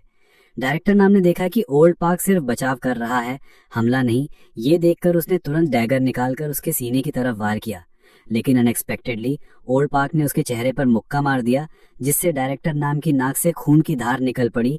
जबरदस्त वार से वो कई मीटर दूर जा गिरा। हाँ, ये आदिम जानवर अब जाग चुका था। इस समय डायरेक्टर एन खून थूकते हुए सोच रहा था कि इसकी ताकत तो भयानक है, और ओल्ड पार्क को काले चेहरे के साथ अपनी ओर आता देख वो मुश्किल से खड़ा हुआ और बोला, ये सब इल्यूजन है। फिर तुरंत फाइटिंग स्टांस ले लिया। ये देखकर ओल्ड पार्क ने सीधा हाथ से इशारा किया, आजा छोटू, अब मैं तुझसे सच में लड़ूंगा। डायरेक्टर नाम ने पूरे जोश से हमला किया। कई पंचमाले जो सब आसानी से ओल्ड पार्क ने ब्लॉक कर दिए। ओल्ड पार्क ने मौका देखकर जोरदार घूंसा डायरेक्टर नाम की छाती में मारा, जिससे उसकी आंखें उलट गईं और वो फिर कई मीटर दूर जा गिरा। ओल्ड पार्क ने उसे सांस लेने का मौका नहीं दिया। ऊंची छलांग लगाकर घुटने से जोरदार वार किया, लेकिन अफसोस डायरेक्टर नाम बच निकला। फिर वो तुरंत पीछे हटा और ओल्ड पार्क से सुरक्षित दूरी बनाए रखी। अब जाकर उसे एहसास हुआ कि सामने वाला आदमी कितना खतरनाक है। 30 मीटर के भीतर विरोधी को दबाने की सीपीसी टेक्निक यहाँ बेकार थी। तभी उसने देखा कि अचानक लाओ चांग उसके पीछे आकर एक मुक्का जड़ता है। फिर ओल्ड पार्क ने एक और मुक्का मारकर उसे हवा में उड़ा दिया। फिर उसके पास आकर बोला, तूने सोचा है तो मरना कैसे चाहता है? क्योंकि मैं ऐसे लोगों को बर्दाश्त नहीं करता जो मेरे भाई और फैमिली को सताते हैं। ओल्ड पार्क को सामने करते हुए इस ह्यूमन टैंक जैसे डायरेक्टर नाम के दिमाग में एक साथ हजारों ख्याल दौड़ने लगे कि कैसे भागा जाए। तभी वो अचानक उठा और ट्रक के बाहर की तरफ दौड़ पड़ा, सोचते हुए कि जब तक जान है तब तक उम्मीद है। वो कूदने ही वाला था, लेकिन पीछे से ओल्ड जिन को कार में उसका पीछा करते देख लिया। उसकी आंखों का वो लुक ऐसे जैसे वार्निंग दे रहा हो कि अगर तू कूदा तो मीट पेस्ट बन जाएगा। सौभाग्य से ओल्ड पार्क ने उसे पकड़ लिया, लेकिन जो उसके आगे था वो था अंतहीन टॉर्चर। ओल्ड पार्क ने उसे जोर से जमीन पर पटका, फिर उसका सिर बार बार पकड़कर कार्गो एरिया से टकराया जब तक वहां उसका निशान न छूट गया। अचानक गाड़ी कहीं पहुंचकर रुक गई। ओल्ड पार्क ने सिर बाहर निकाला तो देखा कुछ काले कपड़ों वाले लोग आराम से फिशिंग कर रहे हैं। ओल्ड जिन भी कार से बाहर आया और गंभीरता से दोनों से कहा कि मिंडी का ध्यान रखना। फिर सीधा उस फिशिंग करने वाले आदमी की ओर बढ़ गया जो था झू कुंगकाई झू यूइंग कंस्ट्रक्शन से। जैसे ही ओल्ड जिन धीरे धीरे उनकी तरफ बढ़ा, एक सबऑर्डिनेट ने कहा कि कोई आ रहा है, लेकिन झू आराम से फिशिंग करता रहा, सोचते हुए कि शायद डायरेक्टर एन अचानक आ गया है। तुरंत खड़ा नहीं हुआ, बस बोला, लगता है कुछ गड़बड़ हो गई है। ये देखकर एक सबऑर्डिनेट ने ओल्ड जिन को रोकने की कोशिश की ताकि वो एक कूल एंट्री मार सके, लेकिन ओल्ड जिन ने टाइम वेस्ट नहीं किया और सीधा उसे लात मारकर उड़ा दिया। बाकी टफ गाइज मदद करने दौड़े, लेकिन ओल्ड जिन ने सबको एक एक करके उड़ाकर गिरा दिया। अपने आदमियों को गिरते देखकर झू कुंगकाई कुछ हैरान रह गया। ओल्ड जिन उसके सामने गंभीर चेहरे से आकर खड़ा हो गया। तभी झू कुंगकाई बोला, चलो बात करते हैं, तुम्हारे पास मुझे कहने के लिए बहुत कुछ होगा। हम दोनों बाप हैं, क्या तुम्हें शर्म नहीं आती? लेकिन झू कुंगकाई ने ऐसे दिखाया जैसे उसे कुछ पता ही ना हो। चमकती आंखों से ओल्ड जिन को घूरता रहा। पहले जब डायरेक्टर एन से मेरा कांटेक्ट टूट गया था तो मैं सोचा सिग्नल खराब है, लेकिन अब लग रहा है कि उसे तुम लोगों ने ही निपटा दिया। यकीन नहीं हो रहा, सुना है तुम स्पेशल फोर्सेस के केस 992 से हो। लेकिन ओल्ड जिन उसके सवाल पर खामोश रहा। तुम शायद सिचुएशन को समझ नहीं रहे हो। लेकिन झू कुंगकाई बोला, तुम नहीं समझ रहे हो, चाहे तुम कितने भी अच्छे फाइटर हो, क्या तुम मुझ पर हाथ उठाने की हिम्मत रखते हो? मारो मुझे, हिम्मत है तो। सही बात थी, ओल्ड जिन ने उस पर हाथ नहीं उठाया। वो बस सब कुछ जल्दी खत्म करना चाहता था और शांति से जीना चाहता था। उसके एक्सप्रेशन को देखकर झू कुंगकाई को लगा उसने ओल्ड जिन की साइकी समझ ली है। उसने ओल्ड जिन को अपने साथ काम करने के लिए सालाना करोड़ों की सैलरी का ऑफर दिया और ये भी कहा कि इस देश में बिना पैसा और पावर के लोग सिर्फ कुछ ले जाते हैं, हालांकि हमें इस तरह मिले। कहते हुए उसने हाथ आगे बढ़ाया। ओल्ड जिन थोड़ी देर रुका। उसे अपनी पत्नी के मरते वक्त के शब्द याद आए। उसने वादा किया था कि मिंडी का अच्छे से ख्याल रखेगा, लेकिन अब जब उसे अपनी बेटी पर हमला करने वाला मिल गया तो भी वो कुछ नहीं कर पा रहा था। तभी ओल्ड जिन को कुछ समझ में आया और झू कुंगकाई के पास जाकर बोला, क्या तुम मुझसे मैन टू मैन ड्यूअल करने की हिम्मत रखते हो? रूल्स तुम सेट करो, मैं तुम्हें पहले मूव करने दूंगा। ये सुनकर झूकाई घमंड से भर गया। तुम्हें मौका दिया लेकिन तुम उसकी कदर नहीं कर पाए। और उसने ओल्ड जिन के चेहरे पर मुक्का मार दिया। वो पूरी तरह कॉन्फिडेंट था भी ओल्ड जिन जवाब नहीं देगा। उसने सिर की ओर इशारा करते हुए मजाक उड़ाया, मारो मुझे हरामी अगर हिम्मत है तो, लेकिन याद रखना उसके बाद जो तूफान आएगा उसमें मैं तुझे और तेरी बेटी को दोनों को इस दुनिया से गायब कर सकता हूँ। ये सुनकर ओल्ड जिन ने बिना हिचकिचाहट के सीधा उसके चेहरे पर मुक्का मारते हुए उसकी पत्नी की बातें उसके दिमाग में गूंज रही थी। तुम्हें मिनी का अच्छे से ख्याल रखना है, उसकी रक्षा करनी है। क्या तुमने नहीं पूछा था कि मैं किस यूनिट से हूँ? मैं स्पेशल ऑपरेशंस ब्यूरो से हूँ, कोड नाम कोड 66। इस वक्त एच को ये नहीं पता था कि उसके पिता की पिटाई हो रही है। वो बस घर पर बेचैनी से इंतजार कर रही थी। ओल्ड जिन ने झुकोंगकाई को पानी में एक मरे हुए कुत्ते की तरह पड़े देखा। डर था कि वो डूब न जाए, इसलिए उसने उसे उठाकर जोर से किनारे पर फेंका और गुस्से से घूरते हुए बोला, मरने का नाटक बंद कर, उठ जा। जैसे ही झुकोंगकाई को हालात का एहसास हुआ, अपमान की लहर उसके भीतर दौड़ गई। वो खुद को रोक नहीं सका और मुट्ठी कस ली, ओल्ड जिन पर मुक्का चला दिया। बचपन से लेकर अब तक वो हमेशा दूसरों को पीटता आया था, लेकिन वो कुछ कह भी नहीं पाया था कि ओल्ड जिन ने कोई रियायत नहीं दी और सीधे एक मुक्के से उसे उड़ा दिया, क्योंकि उसे पता था कि वो लड़े या न लड़े, उसके सामने खड़ा आदमी उसके पिता और बेटी को नहीं छोड़ेगा। इसलिए ओल्ड जिन ने अपनी पूरी ताकत लगा दी। अपनी गरिमा को रौंदा हुआ महसूस करते हुए झुकोंगकाई ने तुरंत अपना फोन निकाला और ओल्ड जिन पर चिल्लाते हुए कहा, जानता है इस फोन की कीमत एच देश में कितनी है? मैं मुट्ठियों पर नहीं, कनेक्शन पर भरोसा करता हूँ। ये कॉन्टैक्ट्स देख रहा है ना, हर किसी के पास नहीं होते। इनमें से किसी को भी कॉल करूं तो तुझे दफनाने की जगह नहीं मिलेगी। झुकोंगकाई की डींगे सुनकर ओल्ड जिन ने उसे नजरअंदाज किया और अपना पुराना फोन निकालकर किसी का नंबर डायल किया। पूछा, वाई कंस्ट्रक्शन को खत्म कर सकते हो क्या? दूसरी तरफ से आवाज आई, पता नहीं तेरे साथ क्या हुआ पर ये काम हो सकता है। ये सुनकर झुकोंगकाई भी चौंक गया। उसे लगा ओल्ड जिन ने किसी के साथ मिलकर उसे बेवकूफ बनाया है, लेकिन अगले ही पल उसका खुद का फोन बजा। उसे कुछ समझ आता उससे पहले उसने फोन काटना चाहा, लेकिन ओल्ड जिन ने कहा, फोन उठाओ। क्या तुम हमेशा ये नहीं सोचते थे कि तुम्हारे पास सबसे ऊंची ताकत है? आज दिखाता हूँ, हर ताकतवर से ऊपर कोई और होता है।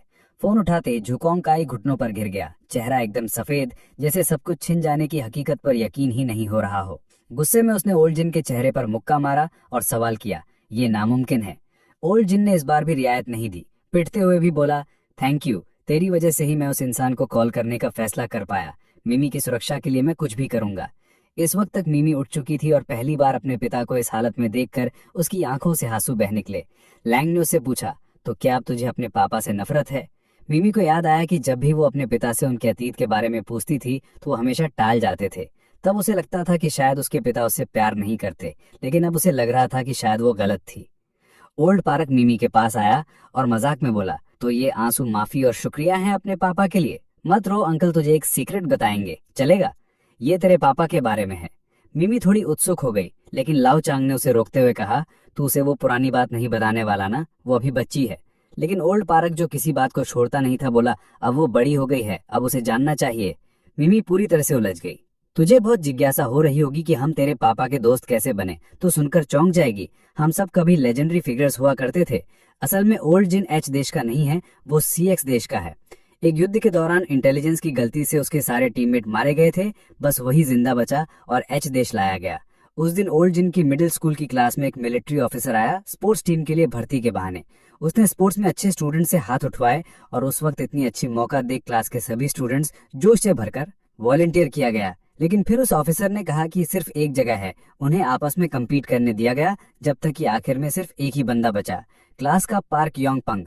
सबको लगा ये वही पुराना पार्क है, लेकिन जैसे ही वो निकलने वाले थे, ऑफिसर की नजर पड़ी एक स्टूडेंट पर जो यंग पार्क के पैरों से चिपक कर उसकी पैंट को जोर से काट रहा था। वो था यंग ओल्ड जिन। जब ऑफिसर ने देखा कि इसमें वॉरियर जैसा जज्बा है तो उसे भी रिक्रूट कर लिया। जब उसका नाम पूछा गया तो ओल्ड जिन लगातार उसकी ओर घूरता रहा। तभी ऑफिसर ने उसके चेहरे पर बार बार पैर मारा। असल में ये सब एक स्कैम था, लेकिन तब तक देर हो चुकी थी। उन्हें एक आइलैंड पर ले जाया गया जहां डेविल्स ट्रेनिंग शुरू हुई। सबसे पहला सबक था, अपना नाम भूल जाओ, बस अपना कोड याद रखो। ओल्ड जिन का कोड था 66 और योंग पार्क का था 73। हर दिन की ट्रेनिंग थी तब तक मार खाना जब तक नाम याद रहना बंद ना हो जाए। 1 महीने बाद आखिरकार वो अपना नाम भूल गए, लेकिन जो आगे आया वो असली नरक था। हाथ बांधकर पानी में फेंका गया ताकि सांस रोकने की प्रैक्टिस हो। ठंडे हथियारों से रियल कॉम्बैट। जो हारता उसे डिनर नहीं मिलता बल्कि इंस्ट्रक्टर से मार खाता। ये मौत से भी बदतर जिंदगी थी। ओल्ड जिन को कोई उम्मीद नहीं दिखती थी। उस दिन योंग पार्क ने उसे एक राइस बॉल दी, लेकिन ओल्ड जिन को लगा कि वो जैसे किसी भिखारी पर तरस खा रहा है। उसने कहा, दूर हो जाओ। योंग पार्क बोला, ऐसा नहीं है, हम क्लासमेट्स हैं। बस यही एक लाइन ओल्ड जिन की अंधेरी दुनिया में रोशनी की एक किरण बन गई। 3 साल की डेविल ट्रेनिंग के बाद उन्हें रियल बैटलफील्ड पर भेजा गया। एक 3 दिन का मिशन था। ओल्ड जिन बहुत नर्वस था, जबकि योंग पार्क रिलैक्स था। सोच रहा था कि बस एक बार सरवाइव कर लें, फिर फ्री होंगे, घर जाएंगे, फैमिली शुरू करेंगे। ओल्ड जिन बोला, फैमिली? मैं तो अपना नाम भी याद नहीं रख पाया, ऐसे में सपना क्या देखना। तभी योंग पार्क अचानक बोला, तुम्हारा सरनेम जिन है। ये नाम सुनकर ओल्ड जिन हैरान रह गया। ये नाम उसे जाना पहचाना लेकिन अजीब लगा। ओल्ड जिन ने पूछा, तुम्हें याद कैसी रहा? पार्क बोला, पहले दिन जब हमें मारा गया तो मैं तो अपना नाम भूल गया, लेकिन तुम्हारा सरनेम कैसे न कैसे याद रह गया। अजीब है। उस रात ओल्ड जिन सो नहीं पाया। वो नाम उसके दिमाग में गूंजता रहा। उसे लगा शायद जीने की कोई वजह मिल गई है। अगली रात उन्होंने एक स्ट्रांग होल्ड पर रेड की तैयारी की, लेकिन उनके कनेक्शन पर्सन से संपर्क नहीं कर पाए। मजबूरी में उन्हें पहले ही अटैक करना पड़ा। अंदर उन्हें सिर्फ एक सिग्नल जैमर मिला। जब तक उन्हें समझ आया कि उन्हें धोखा दिया गया है, तब तक बहुत देर हो चुकी थी। एक सफेद रोशनी चमकी, फिर धमाका हुआ, उसके सारे साथियों की मौत हो गई। ओल्ड जिन सिर्फ इसलिए बचा था क्योंकि वो थोड़ी देर से पहुंचा था। मरते हुए योंग पार्क ने पूछा, तेरी टांग कहाँ गई? ओल्ड जिन जब अपनी कटी हुई टांग को देख रहा था, उसकी आंखों में आंसू बह निकले। तभी रेडियो में मैसेज आया, मिशन एबॉर्टेड। अगर कोई जिंदा है तो सुसाइड कर लो, इंटेलिजेंस लीक नहीं होनी चाहिए। योंग पार्क ने आखिरी दम लगाकर ओल्ड जिन को खींच लिया और कहा, मरना मत, ये मेरी पहली और आखिरी रिक्वेस्ट है। उस आदमी की बात मत सुनना, जो भी हो तुम्हें जिंदा रहना है। इतना कहकर योंग पार्क मर गया। ओल्ड जिन को पकड़ लिया गया और एक सीक्रेट बेस में ले जाया गया पूछताछ के लिए। जब पता चला कि उसका कोई परिवार नहीं है, वो अपना नाम भूल चुका है और उसने साउथ कोरिया की 3 साल की एलीट ट्रेनिंग ली है, तो कमांडर उसमें इंटरेस्टेड हो गया। उसने पूछा, एक एच देश के एलीट से फाइट करना चाहोगे? वो पीछे मुड़ा, देखा एक लंबे बालों वाला ट्रेंडी आदमी दरवाजे पर खड़ा है। वो एक रॉकस्टार था जिसे जबरन मिलिट्री में डाला गया था। वो अजीब लहजे में बोला, रॉकस्टार्स कैजुअली फाइट नहीं करते। कमांडर भी खामोश रह गया। उसने कहा, ओल्ड पार्क, तुम एक सोल्जर हो, कुछ इमेज दिखाओ, उसकी जान बख्श दो। लेकिन ओल्ड पार्क बोला, बैटल में या तो तुम मरते हो या मैं, अगर जीना है तो पूरी जान लगा दो। ओल्ड जिन खामोश रहा, लेकिन उसे यंग पार्क के मरते समय की बातें याद आईं। जो भी हो जाए तुम्हें जिंदा रहना है, और अगर तुम भी मुझे भूल गए तो कोई मुझे याद नहीं रखेगा। ओल्ड जिन ने वादा किया, मैं तुम्हें नहीं भूलूंगा, इन 3 साल की हर एक बात याद रहेगी। मैं कोड 66 हूँ और तुम कोड 73। अब ओल्ड जिन के पास एक वजह थी उसे ना भूलने की। उसने सीधे कहा, ओल्ड पार्क इस लायक नहीं कि वो मेरी जान ले, क्योंकि मेरे एक ऐसे दोस्त ने मुझसे जीने का वादा किया था। ओल्ड पार्क बोला, आप बताओ तुम्हारा नाम क्या है? मैं बिना नाम वाले भूतों को नहीं मारता। ओल्ड जिन ने अपनी पोजीशन ली और बस कहा, कोड। दोनों के बीच जोरदार लड़ाई हुई, यहाँ तक कि कमांडर का ऑफिस भी तहस नहस हो गया। दोनों एक दूसरे पर भारी नहीं पड़ सके। कमांडर जो साइड में सब देख रहा था बोला, बाहर जाकर नहीं लड़ सकते थे क्या? लेकिन ओल्ड पार्क बोला, बस अब काफी है, मैं इस आदमी से और नहीं लड़ना चाहता। कमांडर कंफ्यूज हो गया और सोचने लगा कि ये आखिर कितना स्ट्रांग है।